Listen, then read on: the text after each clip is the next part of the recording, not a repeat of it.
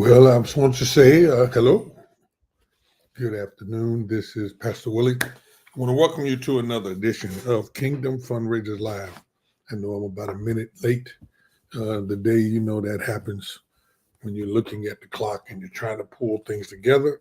Sometime I realize, oops, it's already there. So I just want to say thank you for, again, joining me live this morning for another edition of Kingdom Fundraisers Live. Last week, I couldn't join you. I couldn't be with you because I was having another one of those procedures. I get like one a month.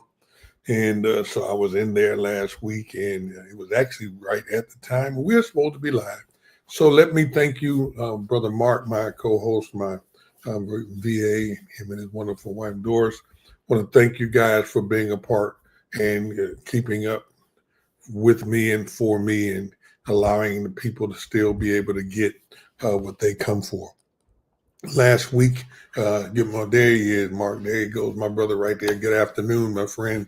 TGIFF, y'all know when we began this 4 years ago, we called it TGIFF. Thank God it's Faith Friday. So that's what we were working on then. And then we do have our brother right here joining us from across the waters, spiritual warfare. Hello, Brother Shaheen. God bless you. We thank you for, again, joining us. Today is not the spiritual talk. Today is the encouragement on how we teach how to fund your life here on. Thank you. Blessings to you and your people there as well. Do me a favor, remind me where you're located at in the world so we can acknowledge that. And so what I want to do is I want to make sure that we follow up today. There's so much going on, and I've noticed, personally, I've noticed a lot of people now posting. I'm not going to say a lot. There are more people now posting about how to fund churches and fund nonprofits and things like that. And I'm grateful that I'm not the only one. Again, he's in Pakistan. I thought so. God bless you. Pakistan. What time of day is it there in Pakistan? And so what I want to do is I want to kind of just keep the flow of what God has called me to do to help you and those of you that God has called us to be a part of. And for those of you who are a part of Kingdom Fundraisers, and specifically as a part of the network, or maybe you're part of our academy, maybe you're one of the members of our membership group, we want to make sure that you guys are getting quality and you're getting timely information that you all can truly use in your group. It is 9:04 p.m. on Friday. Amen. Okay, then that makes you're 9 hours away from me. Amen. Mark, they got us beat. All right. Well, it's where Mark is. It's approximately 12:04 a.m., which means it's Saturday with him, and it's Friday with you, and it's early with me. So, and there are others who are watching from around the country. Grateful for each one of you. But let me get back to what we're talking about as I talk about fundraising your life. Hello. Help make a difference. Don't forget these things. I want to, as Mark gives them to me, I want to make sure they get placed on here. Share this message with someone who needs it, and let's lift each other up. But also specifically for those of you all who are going through. I began a week or so ago talking about how to fund your life. I'm getting ready to go on this college campus tour. And as far as the tour, speaking on the campuses to the next generation fundraisers. And I don't think everybody understands, and that is now a trademark term. I made sure it was trademarked, next generation fundraisers, as well as how to fund your life. I've made sure that we've taken care of that. So you hear me saying that now. And the reason why I want to go into that with everybody is because as I tell my story to the people I've done podcasts with or online or even live, I'm sharing with them my history of how I was a college dropout. I was, in high school, I joined a band and we were pretty doggone good.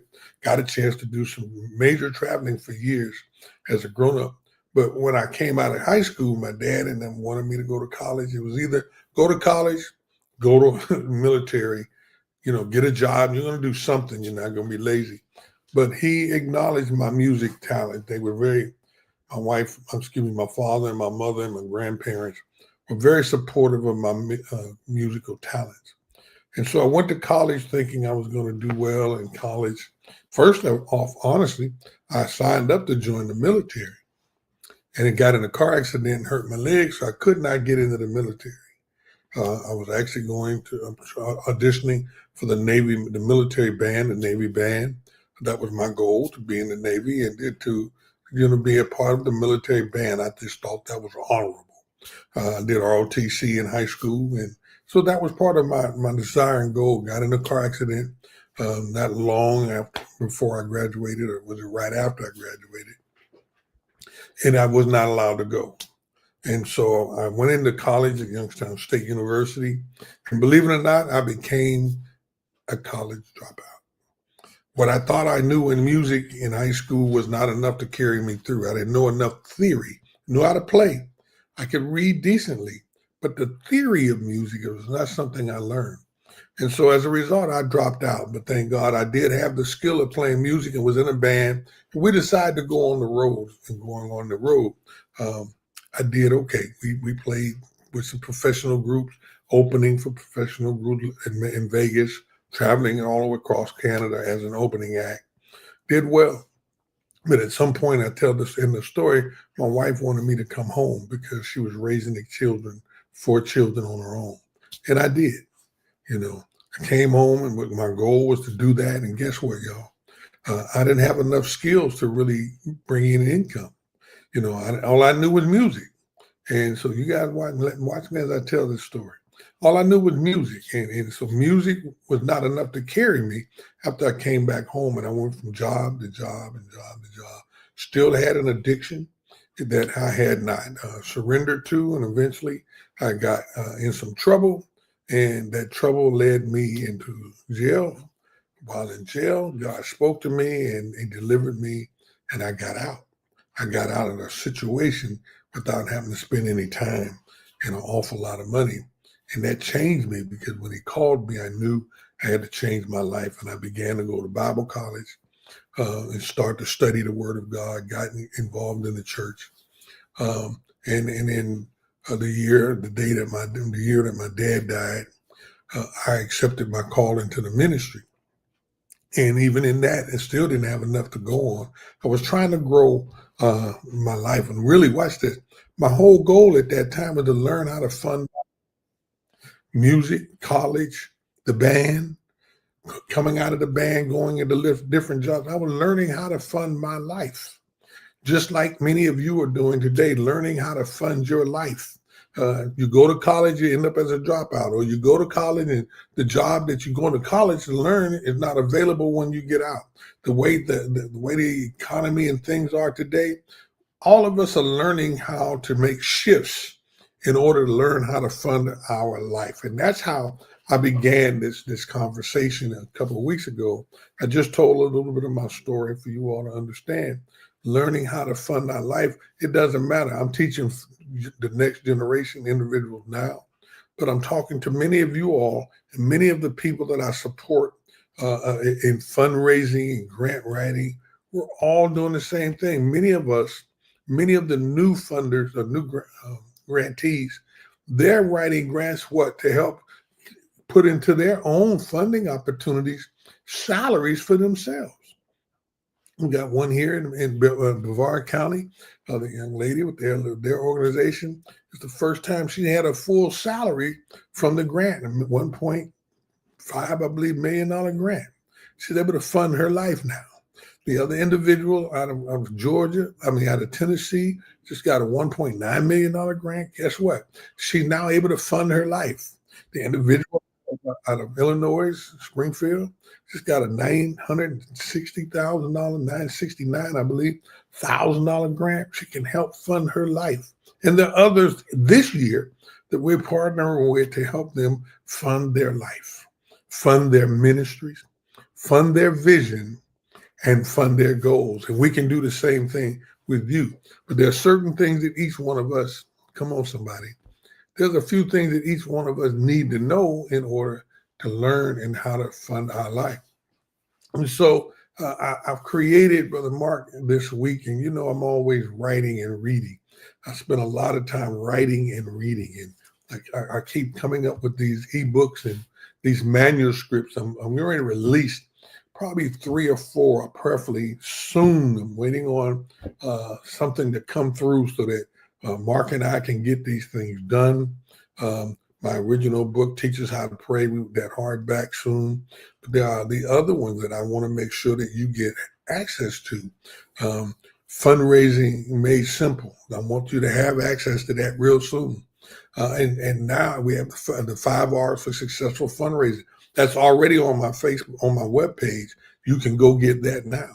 And then the one that we just completed, QuickStart Blueprint.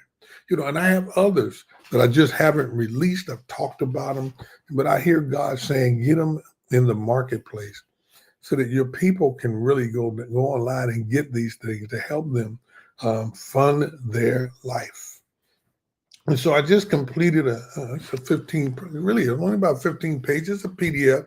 It's going to be a workbook that you can use to help fund your life, And when I think about that, I think about a way to help you get where you need to go strategically, to do it intelligently, and also a way to help you leave the legacy of what you're trying to do. The guide is going to show you how to leverage nonprofit strategies or to leverage funding opportunities. And it's the same thing that I use with the people that I'm working with every day now.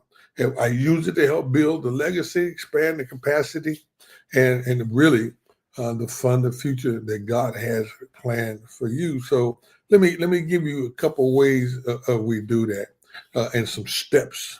And here's what's actually in the book that's going to help you.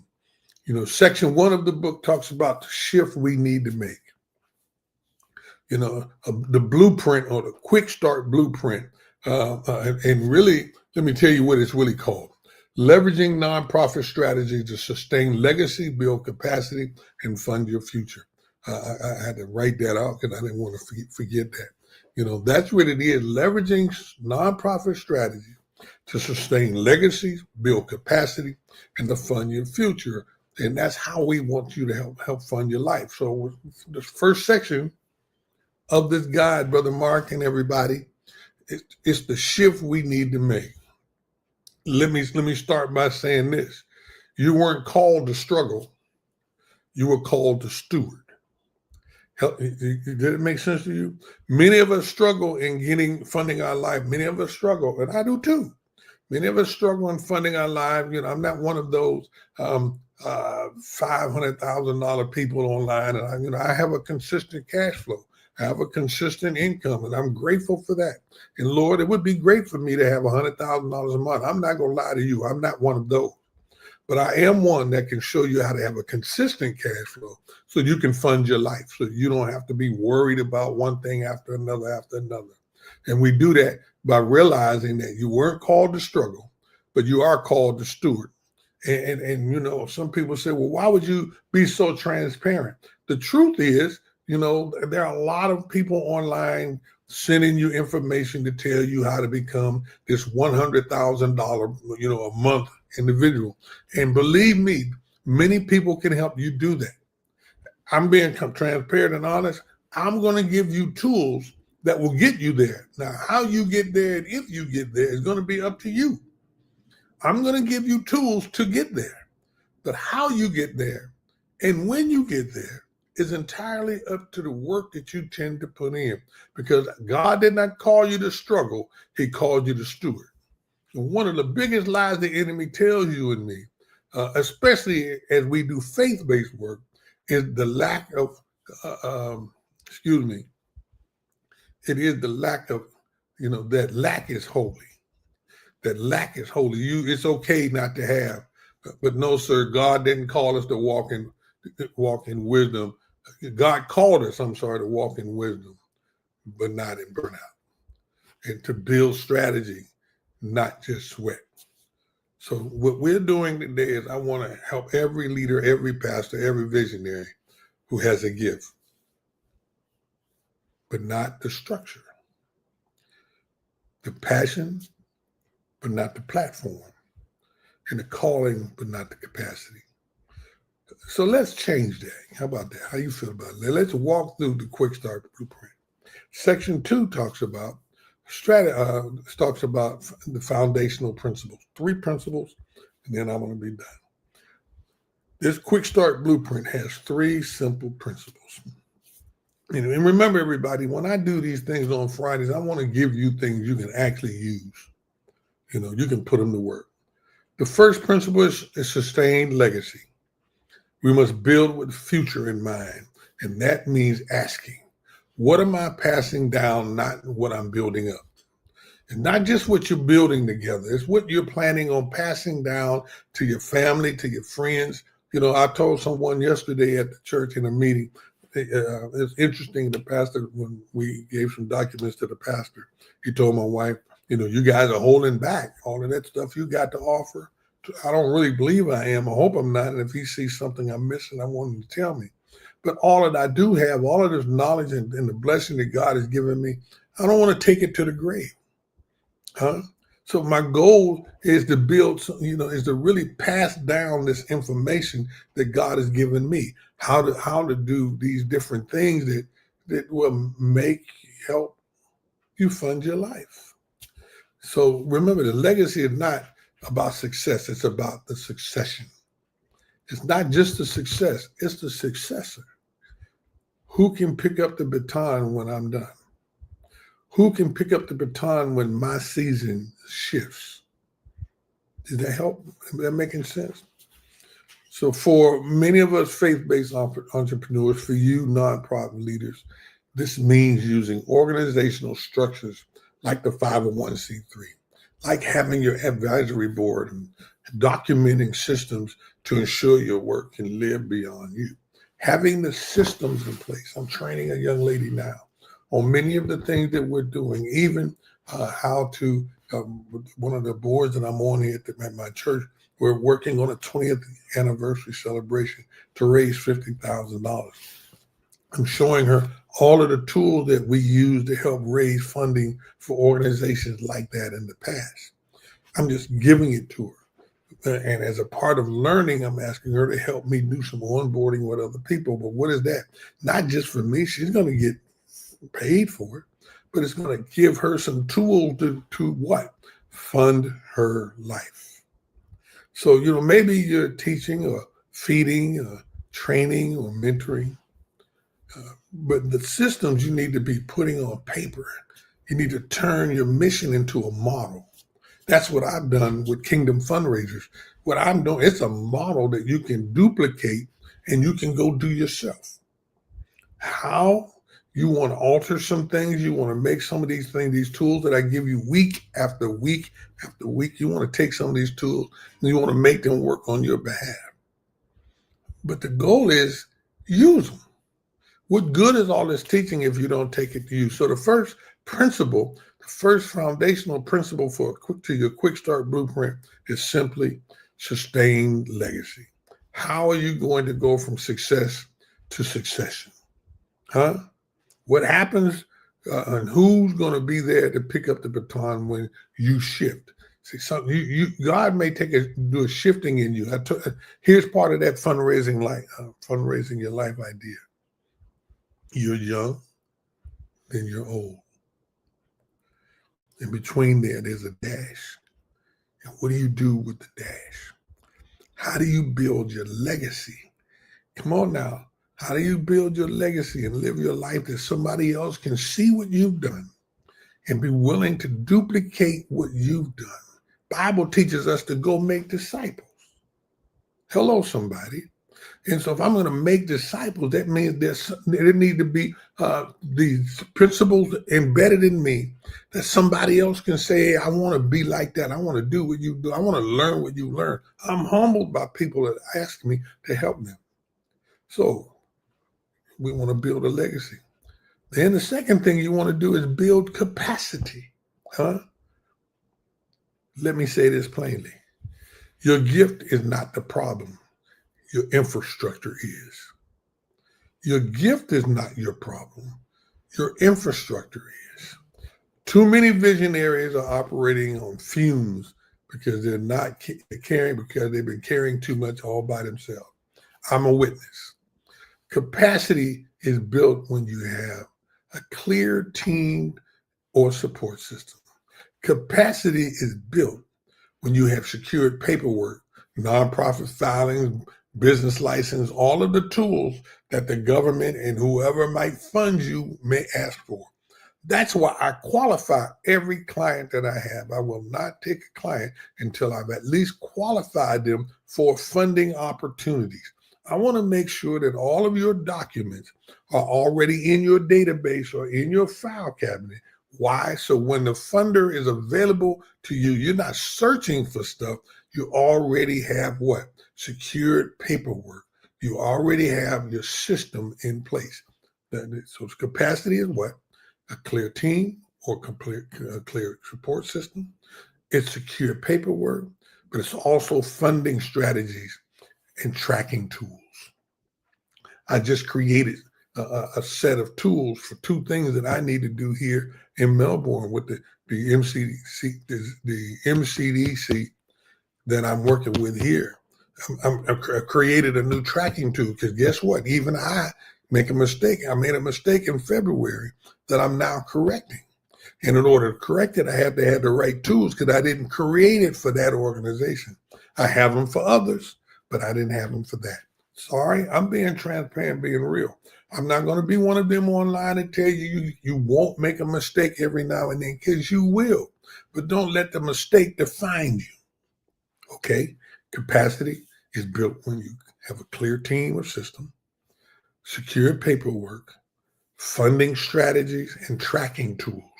You want to make sure you're documenting. You want to document. And the last part of number 2 is building capacity, automated systems for communication and delivery.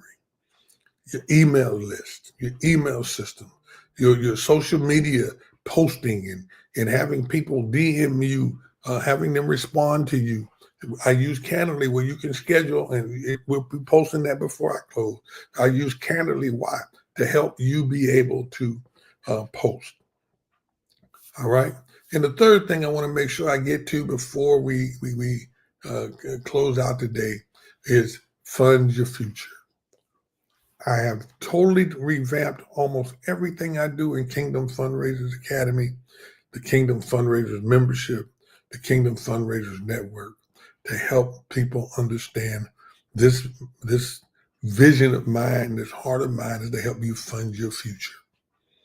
And that includes your ministry, it includes your business, it includes your family, it includes teaching you how to teach your children how to fund their future. So let's stop treating funding like it's an emergency, but it's a strategy, y'all. Funding is an emergency, it's a strategy.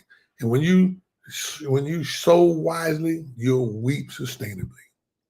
That's biblically sound, and say it differently. When you sow wisely, you can reap sustainably. Income is a seed, but stewardship is the harvest.